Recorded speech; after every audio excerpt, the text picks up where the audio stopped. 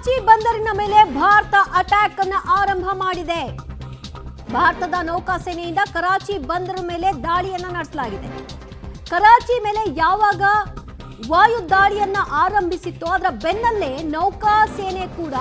ನೌಕಾದಳವು ಕೂಡ ಎಂಟ್ರಿ ಪಡೆಯುತ್ತೆ ಅನ್ನುವಂತಹ ನಿರೀಕ್ಷೆ ಇತ್ತು. ಅದರ ಆರಂಭವೂ ಕೂಡ ಆಗಿದೆ. ಈಗ ಅಟ್ಯಾಕ್ ಅನ್ನು ಆರಂಭ ಮಾಡಿದೆ.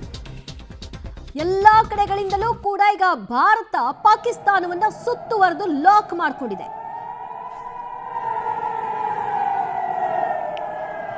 ಇನ್ನಷ್ಟು ಅಪ್ಡೇಟ್ಸ್ ಕೊಡ್ತಾರೆ ನಮ್ಮ ಪ್ರತಿನಿಧಿ ರಘು. ಈಗ ಎಲ್ಲಾ ಕಡೆಯಿಂದಲೂ ಕೂಡ ಈಗ ಪಾಕಿಸ್ತಾನ ಲಾಕ್ ಆಗಿದೆ. ಪಾಕಿಸ್ತಾನ ಅದರಿಂದ ಬಿಡಿಸ್ಕೊಂಡು ಆಚೆ ಬರಲಿಕ್ಕೆ ಸಾಧ್ಯವಾಗದಂತಹ ಪರಿಸ್ಥಿತಿಯಲ್ಲಿದೆ.